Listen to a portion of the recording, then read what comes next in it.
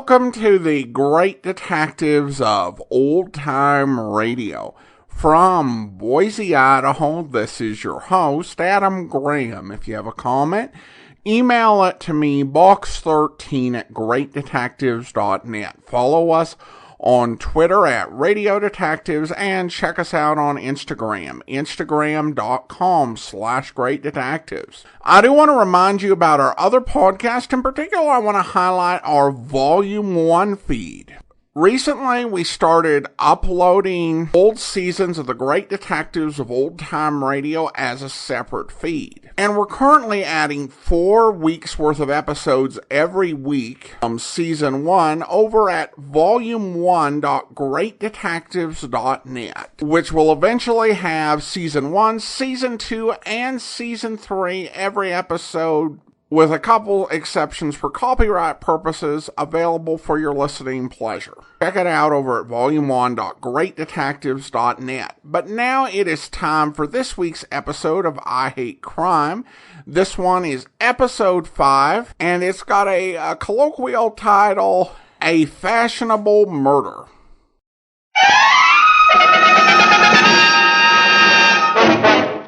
The invitation had a gold edge on pink paper. The lettering was black. The words went, "You are cordially invited to an unveiling of George's fashions for the future." Then it gave the date and the street address.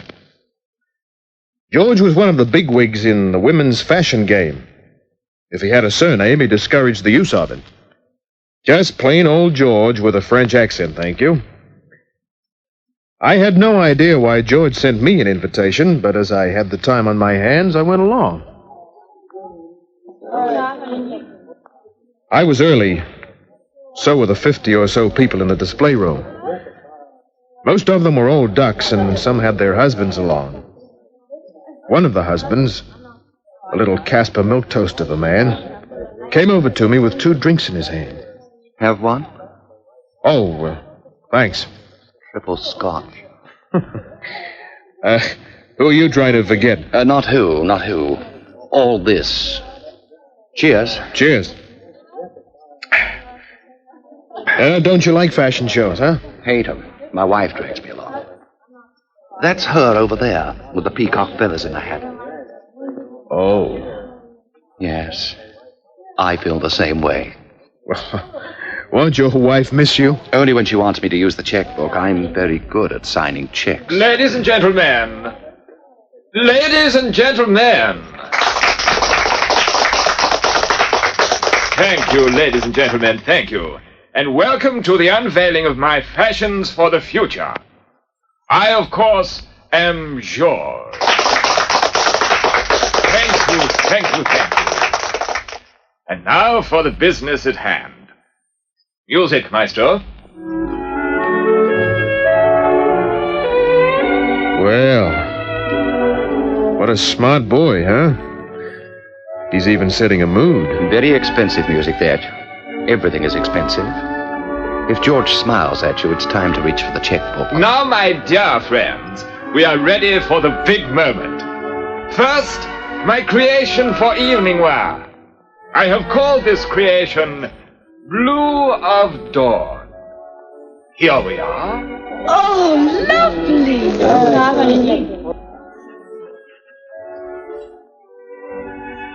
And so it went on. Evening gowns, suits, lingerie, negligees. Have a look at that. Mm-hmm. Nice, isn't she? I said, well, she winked at you. Yeah, a friend of mine. I had no idea she'd be modeling here today. What's her name? If I'm not being too bold. Marla Newton. Very nice. Charming. Such beautiful eyes. We were standing near the platform at the extreme end. Marna came along the platform. Larry. Why, she's talking to you. Yeah. What is it, Marna? See you after the fashion show? Sure. Coffee shop next door. Mm-hmm. I want to have a talk with you. Right. Well, I wouldn't mind going to fashion shows if that's what happened to me. Look, I think your wife is signaling for you. Oh, dear. She probably wants to buy the negligee your friend is modeling. I'm sure they won't have it in my wife's size.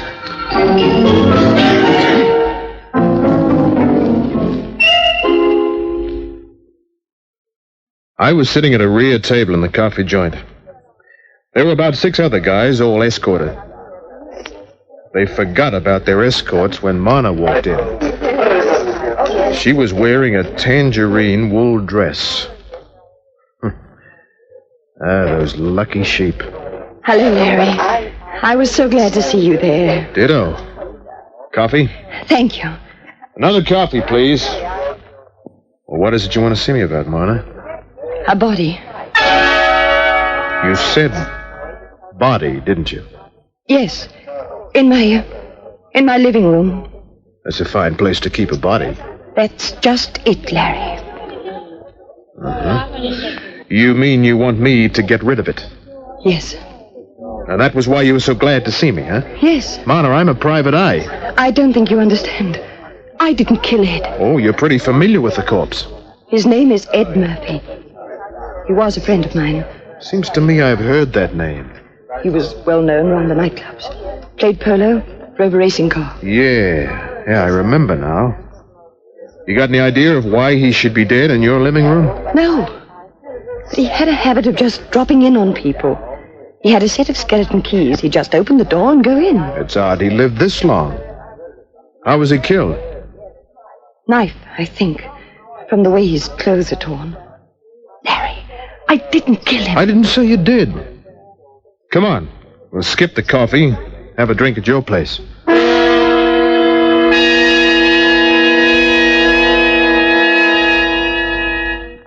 Mana was a model in the upper brackets, and her Potts Point apartment looked like it.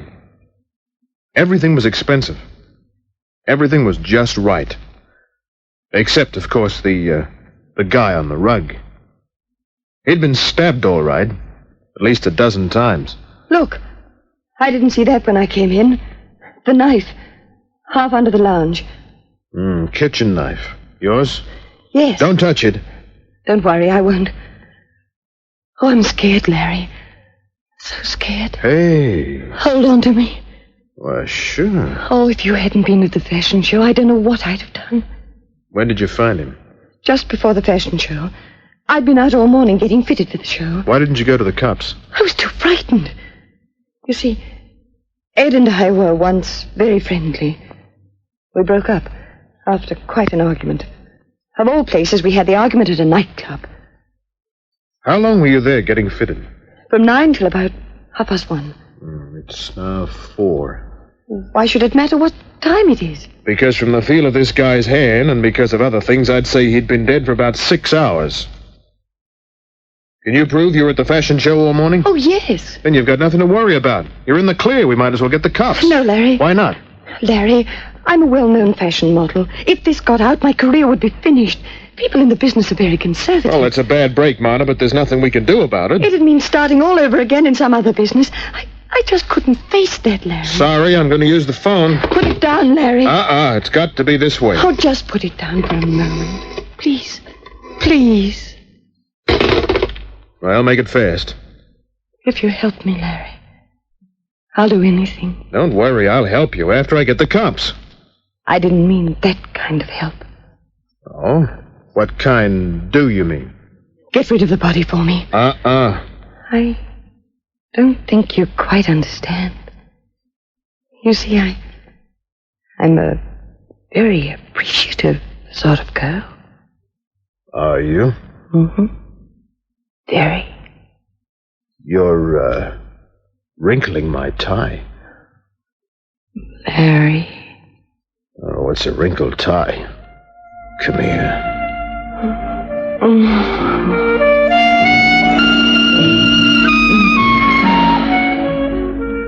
Yeah.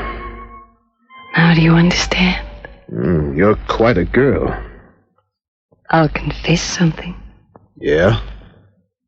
During all the time I've known you, I've wanted you to do that. Maybe you should have cooperated earlier. Well, we're cooperating now, aren't we? Speaking of cooperation... Larry. Sorry, honey, there's a right way... Sure. I didn't want to do it this way. Well, as I said before, you're quite a girl. A kiss 1 minute, a gun the next. I don't want to use it. Put your hands on top of your head. Why? So I can take your gun. Which was what she did, keeping the muzzle of her fancy .25 against my back. A .25 slug is pretty small, but that doesn't make it any less deadlier than another slug when it hits you in the right place. You're going to help me get rid of the body, Larry. Am I? You're going to carry him out the back way to my car. Then we're going for a drive.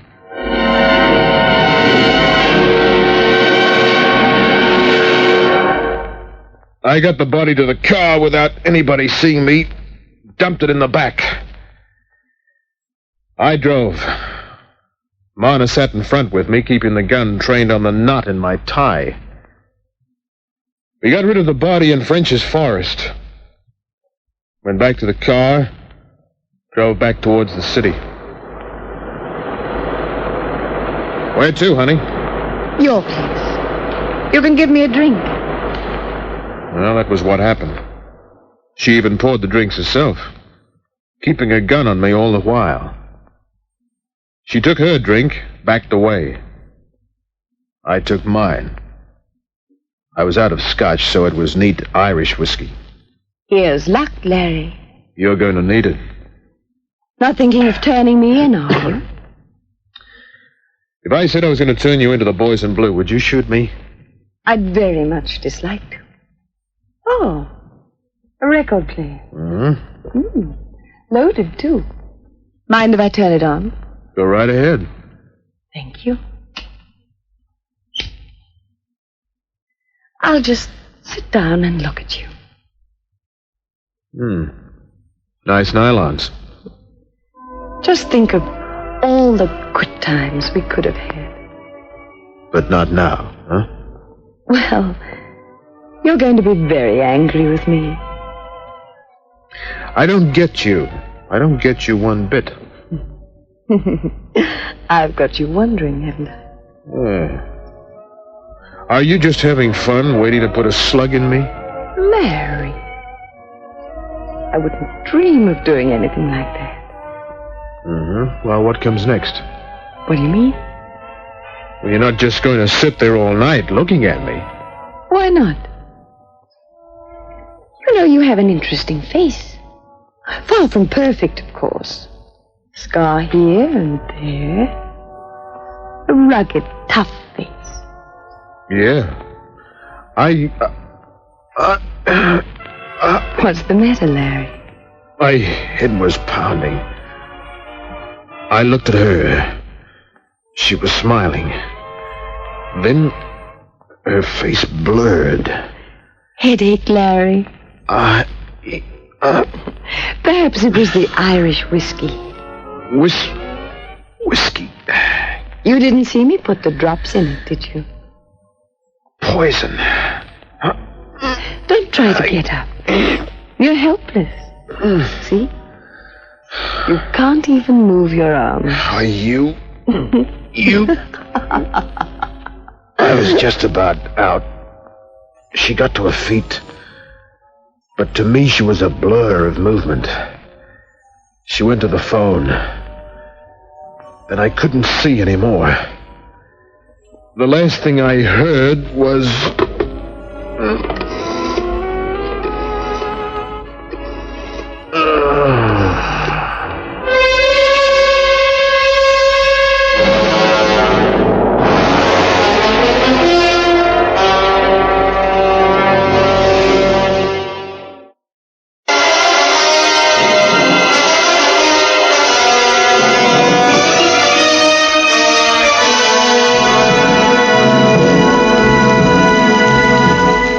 Head banging. I opened my eyes. Pain lashed at my skull. I was on the couch. I pushed myself up, staggered, grabbed the table, went over. I lay on the floor, cheek pressed against the carpet. And then suddenly it hit me. Couldn't have been poison in the whiskey. Finally, I crawled to the bathroom on my hands and knees, turned on the shower, crawled into the shower cubicle, clothes and all. The cold needles of water stabbed life into me. Peeled off my clothes. Got to my feet. Stayed under the shower for at least 5 minutes. Then I shaved, dressed, and went to the nearest saloon where I had a couple of beef teas laced with double brandies. After that, police headquarters and Inspector Daniels. You don't look so good, Kent. I don't feel so good. Too bad. Oh, this is a great place to come for sympathy. What's on your mind? Murder. If you've come here with another one of your theories... It's not about one of the 50-odd unsolved murders on your books. As a matter of fact, this one isn't even on the books. Come on, out with it. I've got word that a body was dumped at a certain place in French's Forest. Whose body? I'll tell you all about it when we get there. If this is one of those little games of yours... You want me to take this to Inspector Lemon? Come on.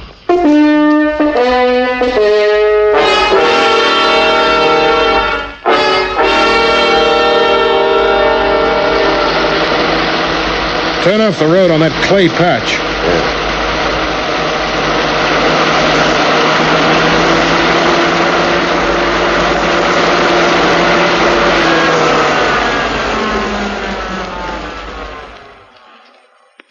Where do we go from here? Just follow me. Yeah, straight this way. If there's a body out here, Kent, how do you know about it? I'll tell you when we find it. It's just behind this bush. Well? Well, it was supposed to be just here. Ah. It was supposed to be, eh? Yeah. And where is it now? Oh, I haven't got the slightest idea. Kent, your license comes up for renewal next month. Yeah? And do you know who's going to write a nasty little letter to the commissioner? Yeah. Ever done much hitchhiking, Kent? So long, Inspector.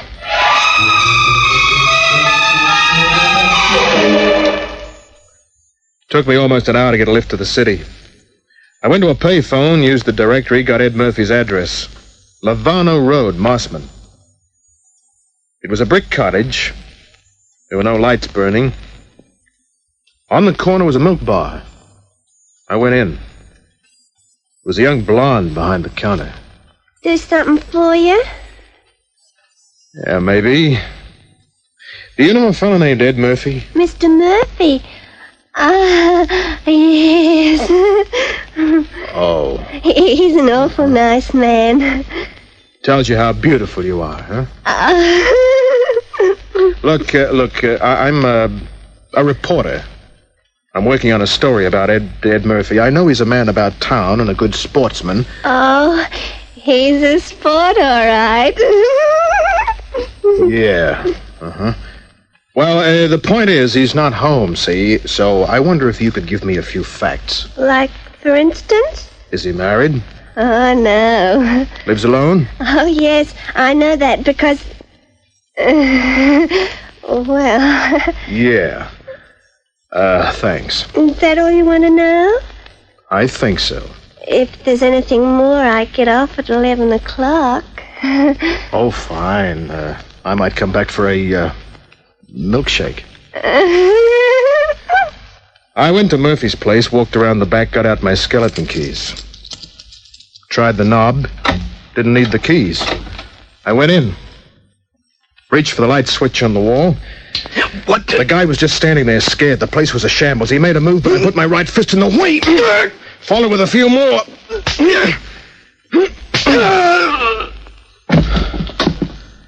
Well, looks like somebody else had the same idea.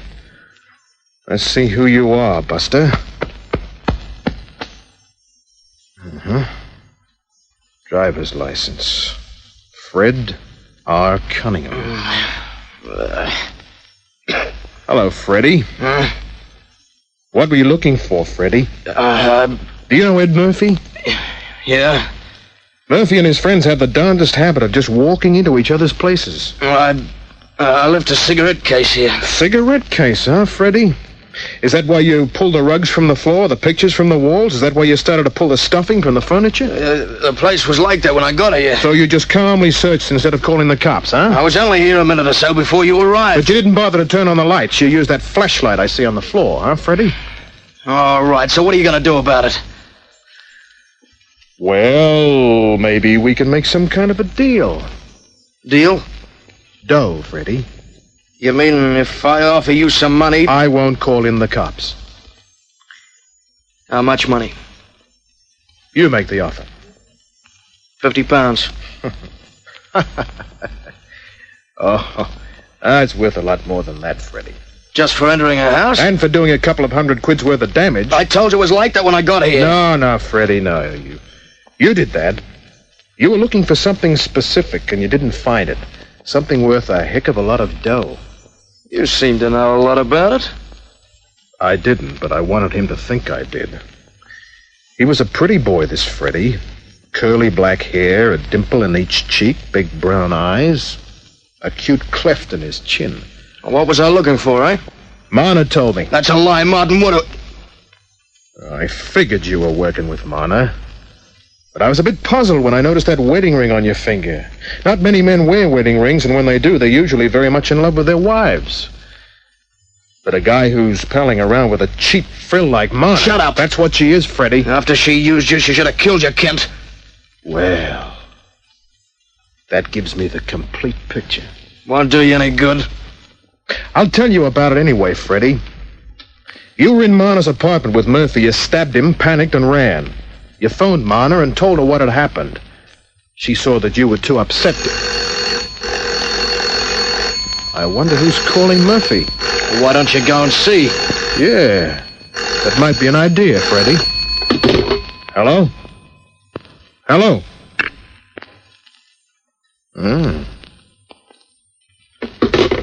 Wrong number? Yeah. I think you're wrong right along the line, Kent. Maybe the cops won't think so. You got nothing at all. I got plenty. To establish a murder, you're going to have a corpse. And you got rid of the corpse after Marna and I dumped it, right? That's right. While I was unconscious after Marna slipped me the Mickey. Yeah. And then you came here and started looking for the... The what? Taking a blind stab, I'd say letters, or maybe a photograph or two, huh? Go on.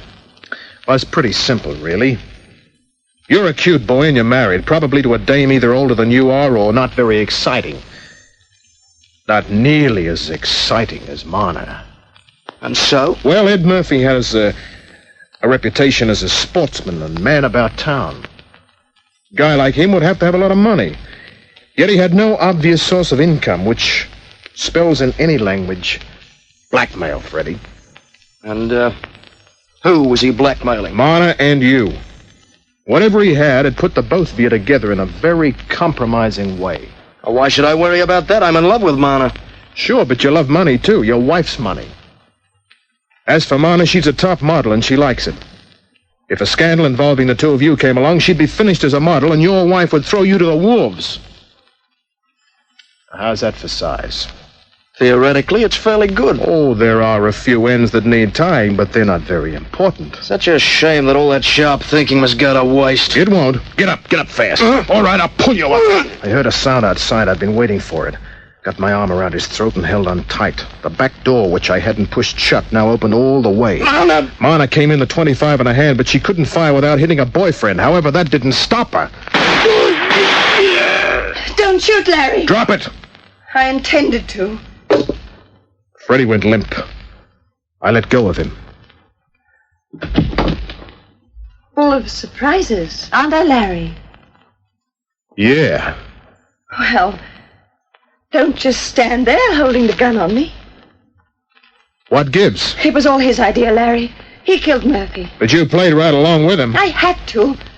Oh, Larry, put the gun away. Why? This is why. His kisses could never make me feel like this. That was you on the phone, wasn't it? Does it matter? Oh, does anything matter? It was a prearranged thing. You would have phoned to see if everything was okay. Yes. When I heard your voice, I knew what I had to do. We can leave him here. He killed Murphy. That should finish it. But first we have to find something, don't we? Oh, I knew you'd see it my way. Yes, Larry. We have to find the photos. Of you and our late friend here, huh? Yes. But before we start looking... Oh, Larry. Oh, we can have such a lot of fun. You're a smart girl. But you made one mistake. One bad mistake. Larry. I like you, Marna. I like you a lot. But with you around, I could never turn out the lights. You're too smart. I don't like any women that way. Larry, kiss me once again. No, honey. This is how I feel. Oh, why, you dirty, filthy rotten... She said a lot of other things, but I still called the cops. According to Inspector Daniels, she'll get life. The body of Murphy incidentally floated to the top of a quarry a week later. But after the cops took Marna in and asked me their quota of questions, I went to get a milkshake. I was wondering if you'd come back. My blonde friend didn't have very much on top. But who cares about an empty attic? Good night.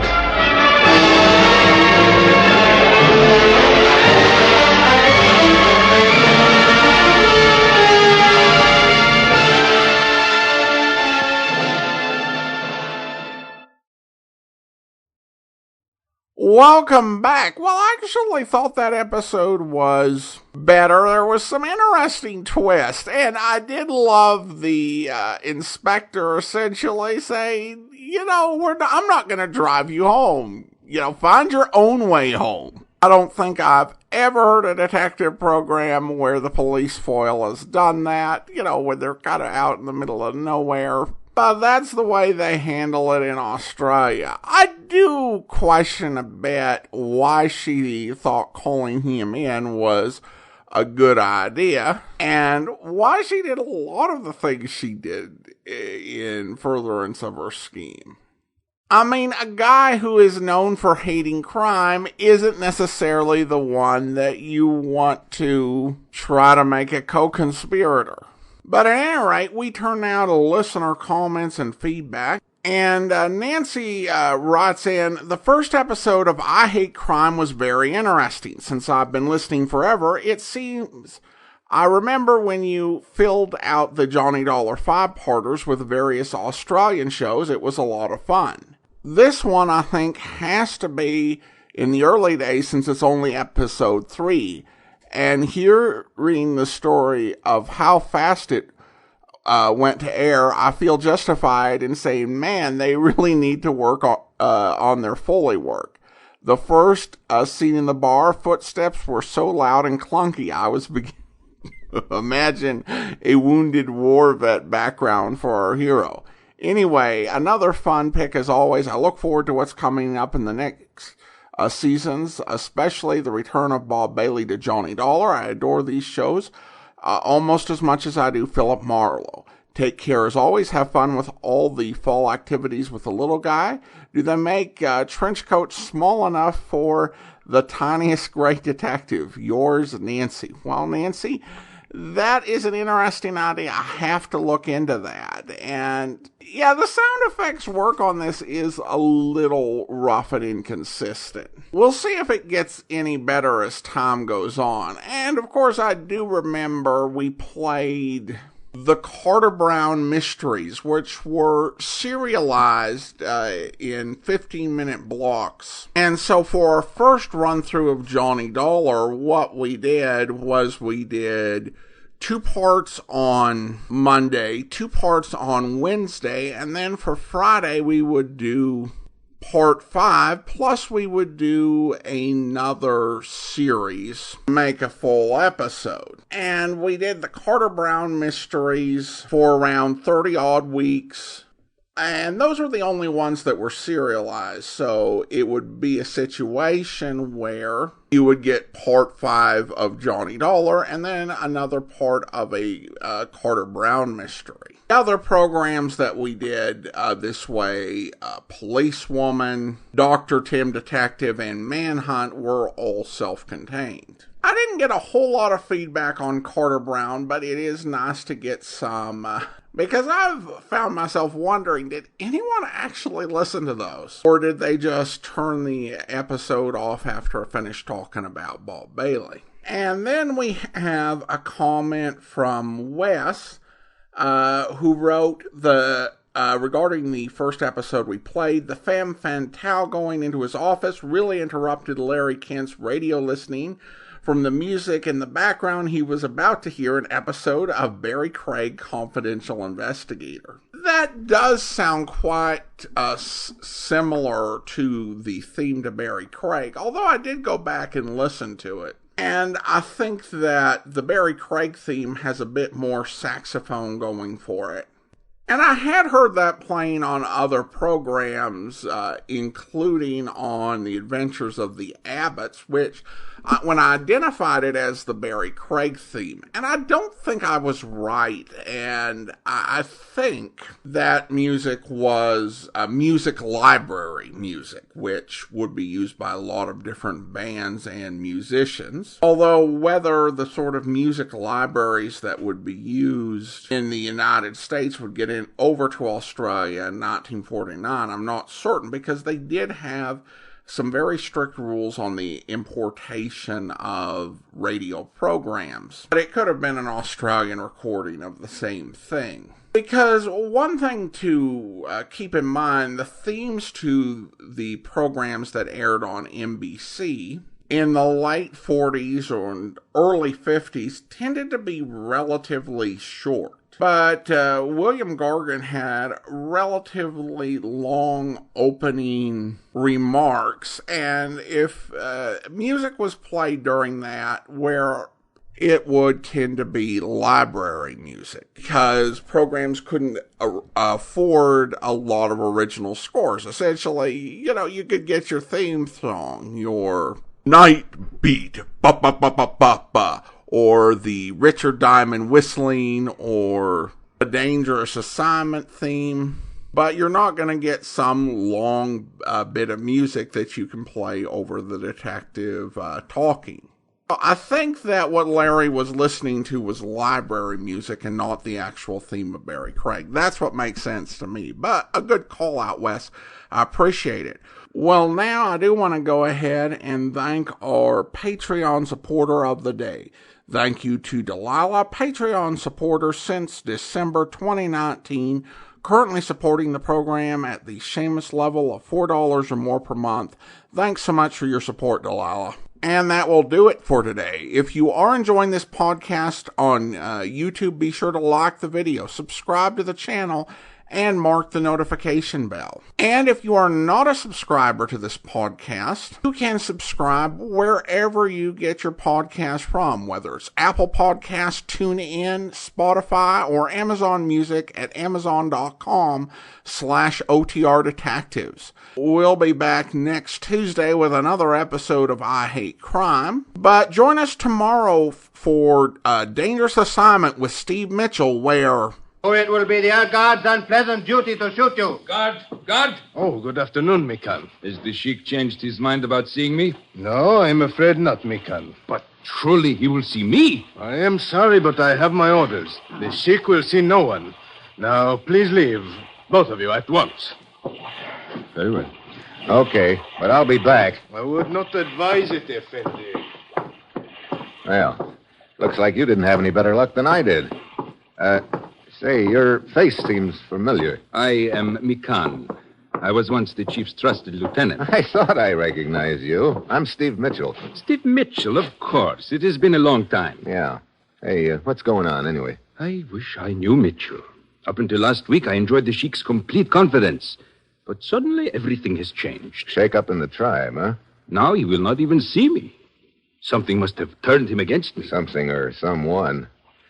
I must have turned him against just about everybody. How about that secretary, Ahmed? I have been wondering about him. He's been acting strangely the last few days. I've asked him several times to get me an audience with the Sheik, but he seems very evasive. I wonder if somebody's paying him to be evasive. I do not know. Look, you know the lay of the land around here a lot better than I do. Maybe you can help me. I would be glad to if I thought I could, but it is very discouraging. Yeah, but somehow I've got to see the Sheik. Very well, Mitchell. I will try to help you. Meet me at the Sphinx Club at 8 tonight. Perhaps I will have thought of a plan by then.